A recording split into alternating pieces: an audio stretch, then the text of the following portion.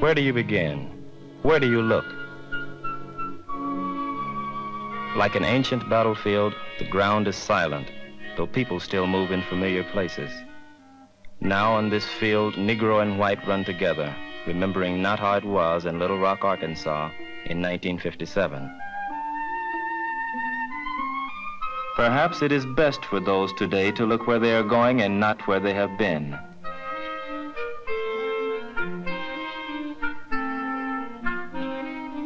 But when you're a dark man in a country where the Negro is demanding more and more an equal chance, you have the right to look back to discover if you are really moving forward or if the world is just moving beneath your feet. I have a special reason for looking back. My name is Jefferson Thomas, and I'm one of the 9 from Little Rock.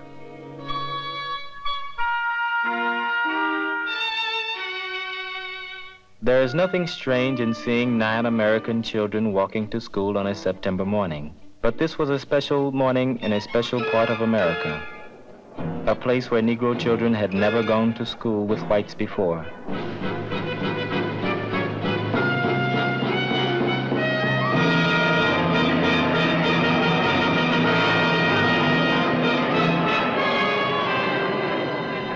Hatred is easier to organize than understanding.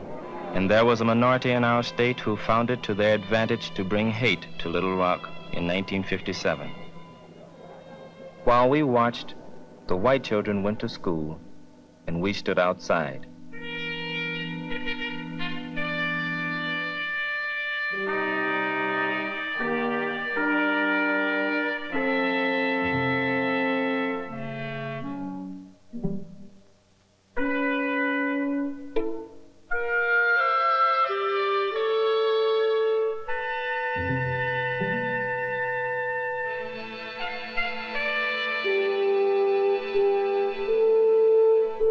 We had been taught in school that we were a nation under law, and the law said segregation was wrong. Now we waited to see if our laws had meaning, or were just words in a book, or idle talk in a classroom.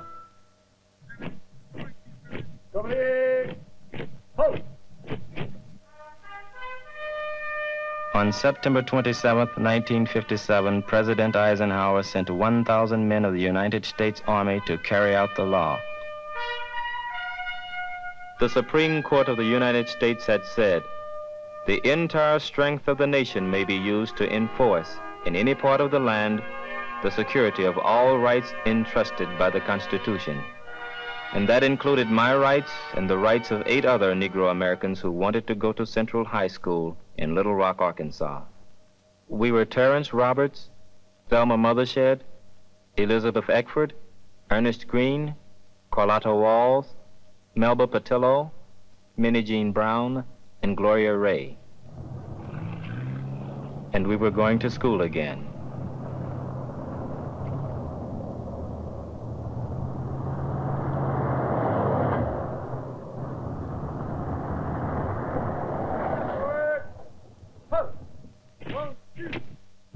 Obviously, in this town of 100,000, there were many who didn't like what was happening. But as we looked at the soldiers, we knew there must be millions of others who thought we represented something important.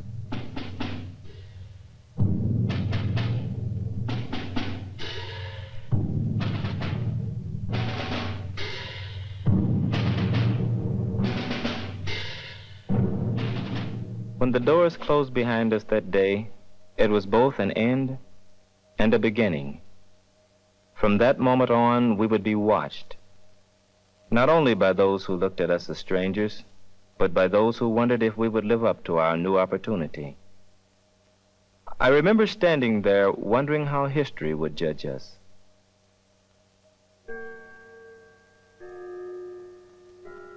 It's been 7 years since that first day. What has happened? Where have we gone? What have we done? I was the oldest of the 9, and perhaps the least serious.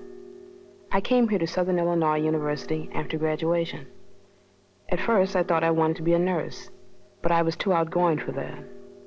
Now I know I want to work in a newspaper, to be a journalist, and to write. More than anything else in the world, I want to write. This year, I took a job in the university newspaper. I work as a reporter, 20 hours a week after classes. There's no substitute for writing under pressure. To have to get the story out and to make it good. I remember the reporters who came from all over the world to cover the story of Little Rock. To be able to take a story like that and to put it into words is something I've always wanted to be able to do. Someday, I'm going to write a book about what happened in Little Rock. But first, I've got to learn more about writing and about the world. And you can do that best in school. Teachers like Professor Simon have helped me to grow up. He's a man who makes you want to go to school forever. But I'm going to work after I graduate. I've applied to 2 newspapers, and one has already offered me a job.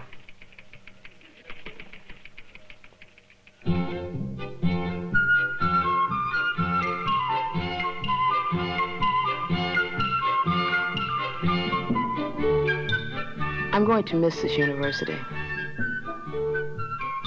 The friendships I have made here are long and deep. The things I have learned here have helped me to come to terms with myself. For the first time in my life, I have begun to understand why some Americans act the way they do. I know now some Americans have a fear of the Negro, a fear born of a way of life that has been dead in this country since the end of slavery.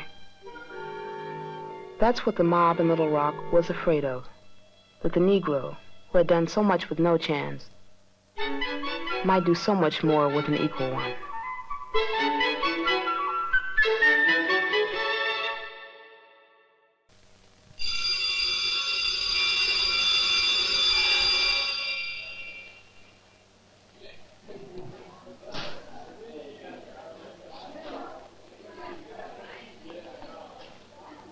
It's been 4 years since I stood in this hallway and watched the faces moving from class to class. None of this would seem strange to us now, for we all went on to colleges where there were more whites than Negroes. Except Elizabeth. She went to Central State College in Ohio.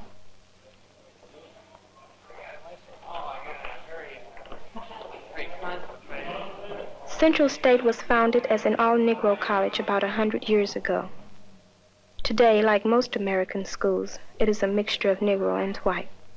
When I entered high school, I thought I wanted to be a lawyer and then a teacher. And now, like most students, I haven't quite decided what I want to be. The world is a big place, and when I go out into it, I want to be sure I go in the right direction. If it hadn't been for that morning in September 1957, I could have gone into law or education and not thought much about it. I was frightened that morning. But I learned a great deal about people. Not only about the people who were there, but about the people who were not there. Like the politician who encouraged the mob. Like the thousands who suffered with me and wrote to me to tell me so. While I waited, I heard brave voices speak out against intolerance, and I saw grown men turn their heads in shame from a camera. As we sail the future sea, through the years we'll sing of thee. All college mind will sing of thee. Truth and right our son shall be. Our alma mater guides us and is great. For God, for Central, for State.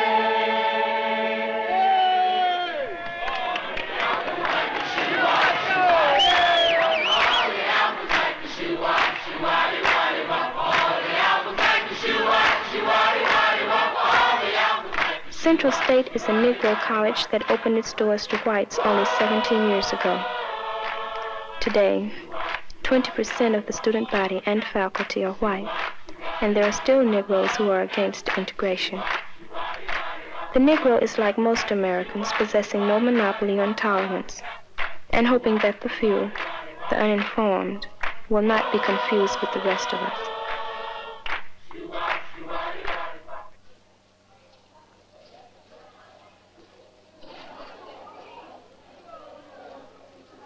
4 years ago, a Negro walked this hall in fear. Some of the hate outside had come inside, and there were a few who tried to impose their will on the many.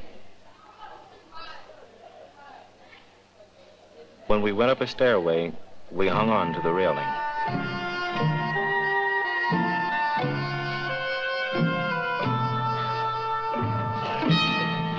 I help you? I'm looking for Miss Poindexter's room. She's in room 214. Thank you very much.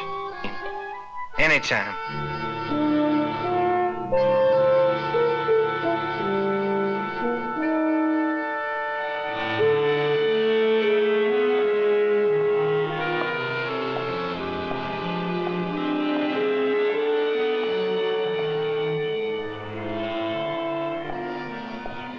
Thelma used to say the problems we had getting into this school were worth it, just to be able to take courses from some of the teachers. It's not surprising so many students like Thelma wanted to go into teaching.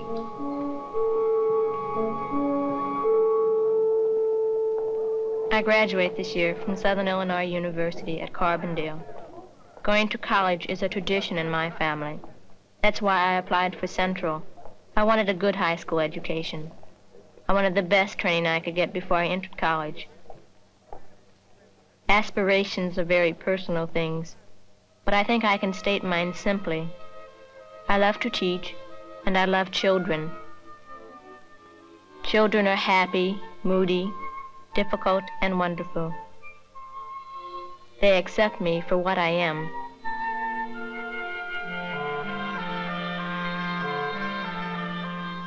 After I finish college, I want to apply for a job teaching in Little Rock.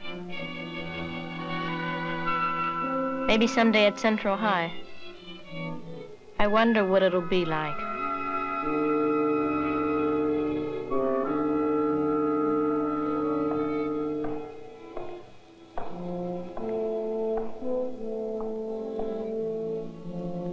Thelma, Carlotta, and I had Miss Dunn. None of us had seen a school with so much equipment before. I think it was the equipment that first gave Ernie the impression he wanted to be an engineer. But I'm glad he changed his mind.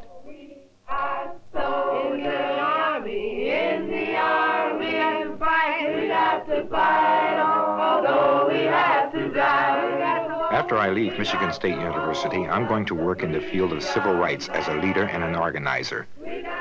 Even in the northern states, you'll find pockets of discrimination, like you do all over the world.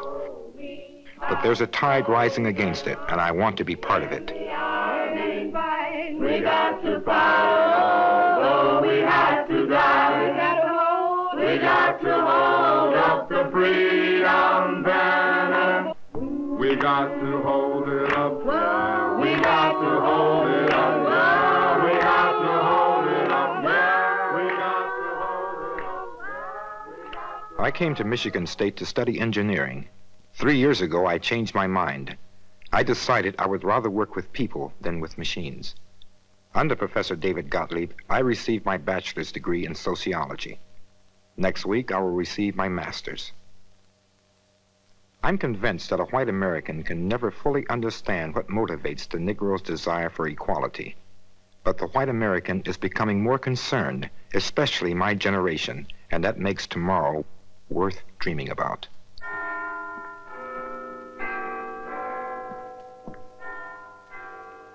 The American Negro must protest, and he must also build understanding by searching for the truth.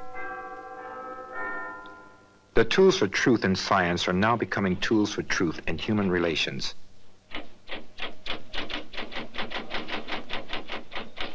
For the past 2 years, I have been compiling data on the aspirations of Negro and white children in a segregated community.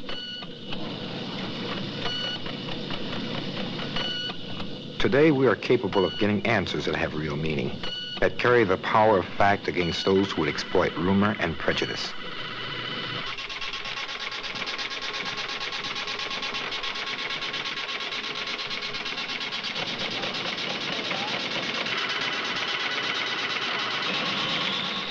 My research is just one part in a quiet revolution that's taking place in America. It's not alone a revolution in technology, but a revolution in thinking. A revolution that says man, no matter how humble his birth, what color his skin, must be permitted to go as far as his mind and his aspirations will take him.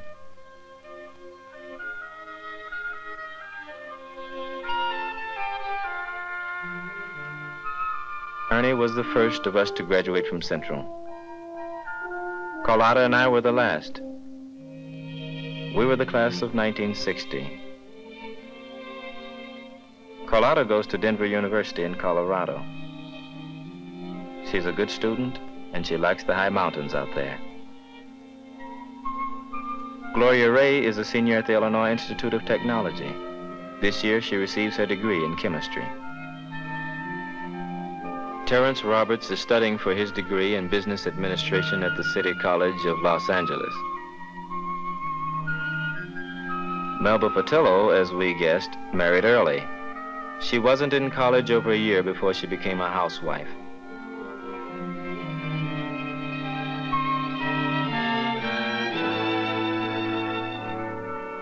And me, this spring I take an exam to become a certified public accountant. That means I'm supposed to be qualified to keep track of profits and losses.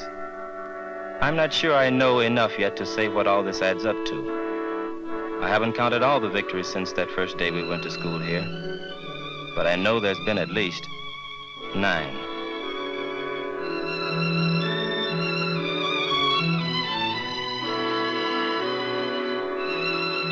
In Little Rock, there's a slow bridge taking shape over that chasm of intolerance and ignorance.